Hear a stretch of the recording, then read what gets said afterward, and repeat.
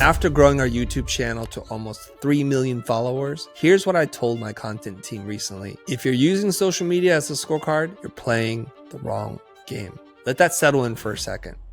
Because if you felt the pressure to post, perform, or chase some arbitrary metric, this video you're going to want to replay 10 times over, because I will break down what not to do and what to do and save you my 10 years doing it. And why should you be listening to me? I've been creating content online for over a decade, built a multi-million-dollar brand, millions of followers, millions in revenue. And in all that time, I've never cared about the algorithm, never studied best posting times, never followed formulas. Why?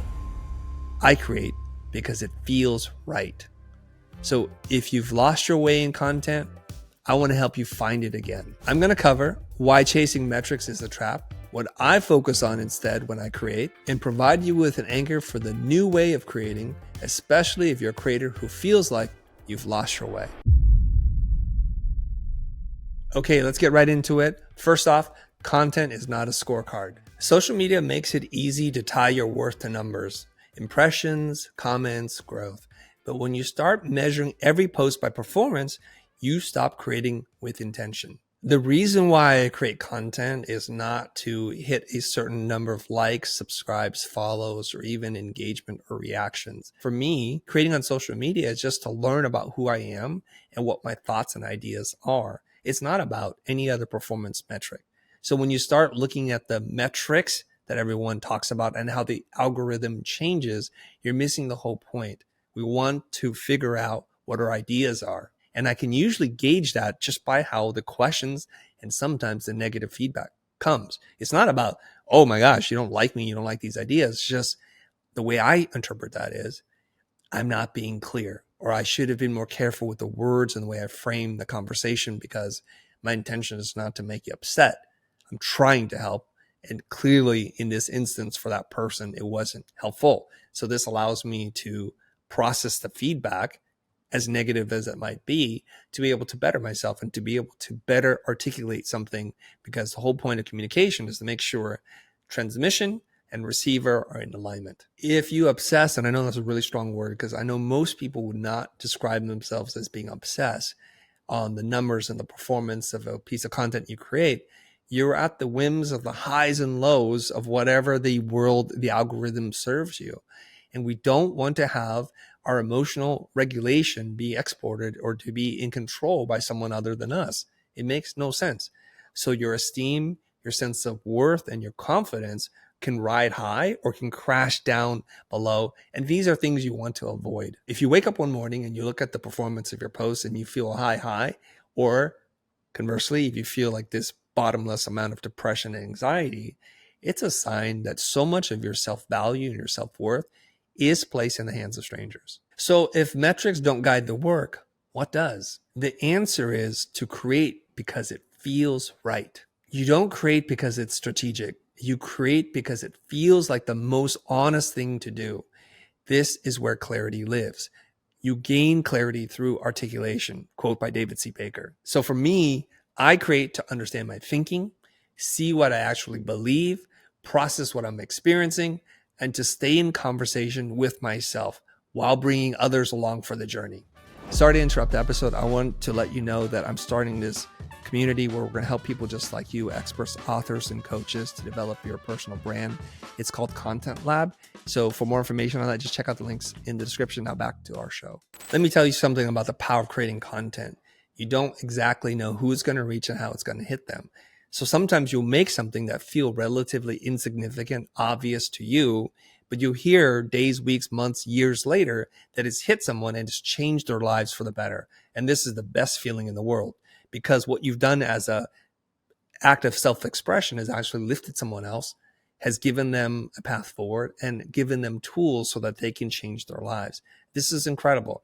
And you can't quite accurately predict what you say is going to hit. So the best thing you can do is just keep expressing yourself. So having said that, how do you know when something you create is true and authentic to yourself? This is a very difficult question to answer because only you know the truth. And it starts with your intention. Why did you write this post? So for example, if you're feeling low and you need to pick me up, You might write something to get the attention and praise of other people. You might talk about something charitable that you've done or how you took the high road.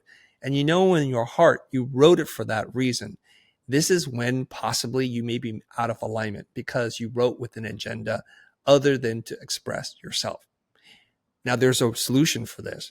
If you have the clarity and self-awareness, what I would do is say, hey, y'all, I'm feeling really down right now, and I'm asking for your help because I'm a little lost in the sea right now. And I would love it if we could have a conversation so that I just feel like I'm not alone in this pursuit.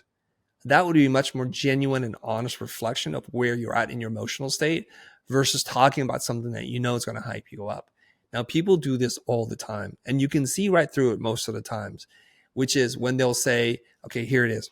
And this is very true. And I'm guilty of this too. So let's just be real with this. Okay. Let's just say you're trying to launch a course. You want to get people to attend an event that you're doing or to vote you up. But instead of just coming out and asking for it and being super transparent about it, you don't feel good about that. So what you do is you try and write a post about an idea that just conveniently ends with the ask that you're about to have. What happens is when people read the first part, when people watch the first part, they'll get this feeling like, yeah, I want to support you. This is amazing. Or you see me. I feel so understood right now. I feel so seen. And then you ask for something like, oh, I see why you said all those things. It's because you want me to do something. And then it starts to have that scent of being disingenuous. And this is what you want to try to avoid. For example, if you say, you're really attractive, you're really smart. By the way, can you drive me to the airport? You see what happens there? You negate everything that you said before because the ask is really clear. There's a simple solution for this. Load the ask up front and then give the compliment or tell the story. So if you said, you know what, I hate to do this, but can you drive me to the airport? And by the way, I know I haven't said this enough, but you're really attractive and really intelligent. So this way they kind of know already what the ask is, and then you can hit them with the compliment if that's the case. The order does matter. Sequence does matter. If you've enjoyed this video, let me know what you found to be valuable in the comments, and I'll do more content just like this. Which brings me to my next point. You don't need a call to action every time you post. Not everything you publish has to teach, convert, or call someone to action. You can post without a takeaway. Yeah, I know. You can write without packaging the insight. And what I mean is, sometimes I create to be transparent. Sometimes I create to share something funny. Sometimes I create because I need to get it out of my system.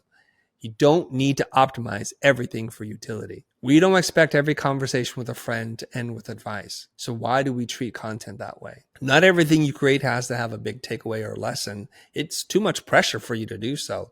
It's more important that in between those stories with a lesson that you can just share openly without a catchphrase or a CTA. And that allows people to know there's a real human out there that I relate to. And that's more important than takeaways and lessons every single time you post. On a personal brand note, I just want to emphasize something that a lot of people miss, which is sometimes in your zeal to create content that always teaches, you create an air of craftsmanship, of control that keeps you and your audience from really connecting. People just sometimes want to see you unfiltered and unplugged, and those in-between takes are what allows them to see that side of you. Okay, Chris, so if we're not creating to teach or perform or jam somebody down our funnel, what are we actually doing? Well, you may have already missed it, but I've already said it. You create to connect with people through your content. Content is about connection, and sometimes polish gets in the way of that. So create because you want to connect. You want to share. You believe diverse perspectives makes the world better. You know someone like you is waiting for permission to speak up. So when they see you doing that, it gives them the courage to do the same. Because here's what I've learned. You never know who needed to hear it. And most of the time, neither do they until they experience it. There's a form of cognitive bias called the curse of knowledge that we forget that there was a time in which we struggled with something. And if you're 5, 10, 25 years into doing something, you have to work really hard remembering it, how difficult it was for you when it was year one. So when you share something that you've learned, you're basically giving someone the express pass to move past the trials and tribulations of what you had to go through, and you expedite the outcome a little bit faster for them. You're not saying I'm going to eliminate the pain, but I'm going to reduce the time in which you feel that pain. I like to use this as a guiding principle when I start to write and create content. I think about what it's like to be a beginner again. Now, what I just explained to you is what has served me throughout my career, and especially in the growth of my personal brand across social media. So if you're resonating with this, I do need to warn you of the one thing that'll get in the way of you being able to be successful with this kind of philosophy. Don't create from insecurity. If you're creating because you need to feel seen, liked, or affirmed by strangers, you're setting yourself up for a painful cycle. Here's what I mean. No amount of likes will fix insecurity. The internet can't validate what you haven't accepted in yourself. If you're chasing attention to fill a gap, you'll keep chasing, even when you succeed. So fair warning, don't let social media become a mirror for self-worth.